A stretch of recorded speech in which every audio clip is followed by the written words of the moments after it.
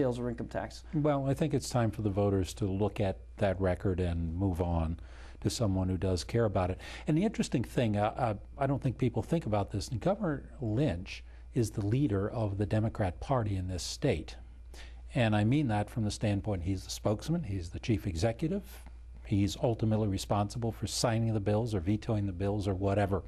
And if you look at what the Democrats have brought us, fiscal wreckage, and I want to move on to another topic, which is some fundamental changes in the social structures here. In particular, I want to talk about the gay marriage bill, where we now have a social agenda in this state, which is in some ways more liberal than that of the state of California. You talk about the New Hampshire advantage. I never thought I would see that day. What do you think we should be doing about those kinds of things? Well, honestly, I feel, I've always believed that marriage is between a man and a woman. And that's just my traditional belief and values. And I would support that. Yeah. But I'm running because of the fiscal issues. I'm running because our state is on the brink of bankruptcy. We're looking at an $800 million projected deficit in the next biennium.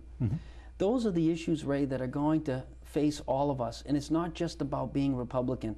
My dad's a Democrat. I keep saying I'm not going to hold that against him.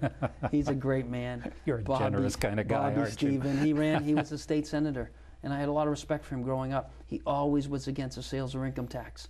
He ran, and he beat a guy that was in there for 24 years because he cared so much about the higher taxes. He wanted to make sure we could cut taxes. And he really fought hard for that, and he did a good job.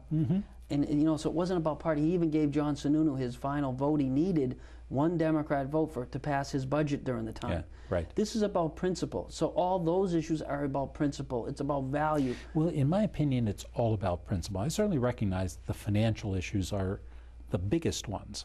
But I would also say that the financial issues are linked to social issues as well. Because if you go back to, a nuclear marriage or traditional marriage, whatever you want to call it, two people watching over the kids, one, maybe two working, whatever it takes, the whole idea of self-reliance, discipline, your word is your bond, these kinds of things, the fraying of that, in my opinion, is part of the reason why we are in some of the fiscal difficulties we have, because families disintegrate, there's more need for social service.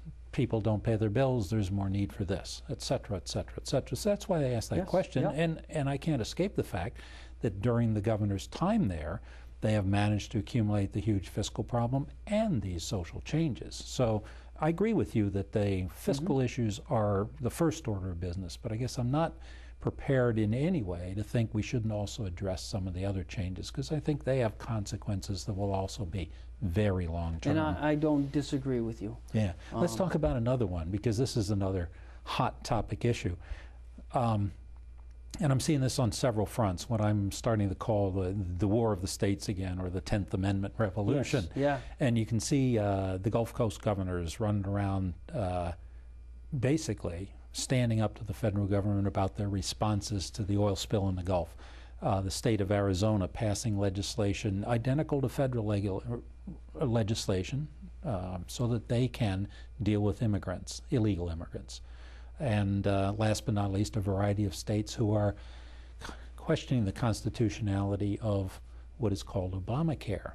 So I see these all as issues that this state, whether we have a fiscal problem or not, the leader of it and its legislature are going to have to deal with. Talk a little bit about what you see about those issues, how we should be handling ourselves as a state. I'm going to keep saying it. It comes down to leadership.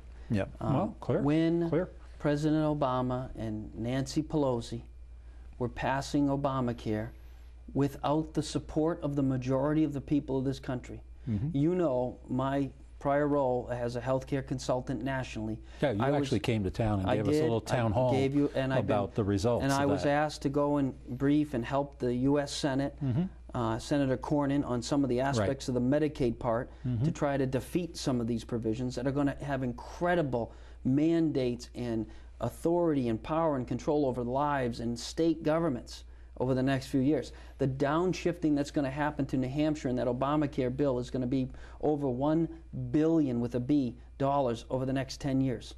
actually beginning in 2014 with implementation.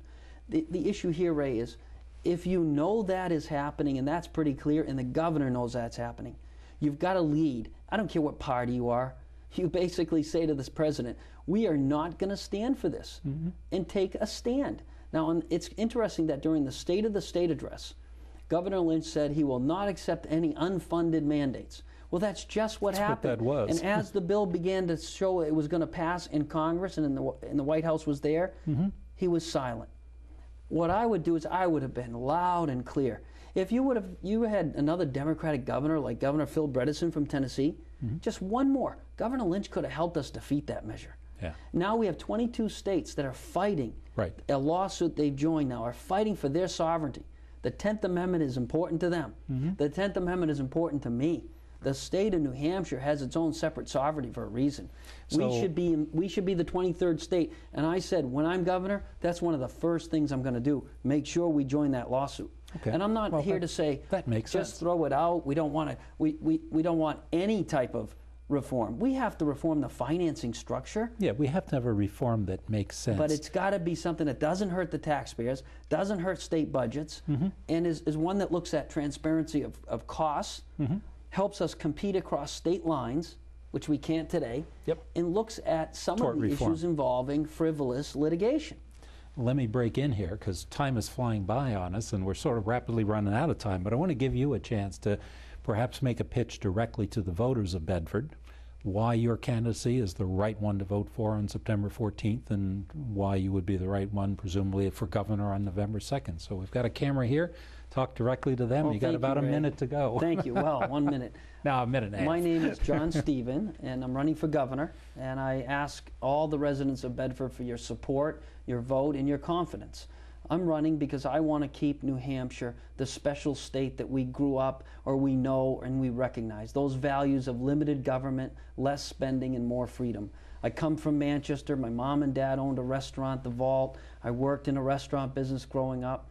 I've had a lot of friends in the Bedford area, Manchester, and my whole life, but I'm devoted to those principles of limited government and less spending.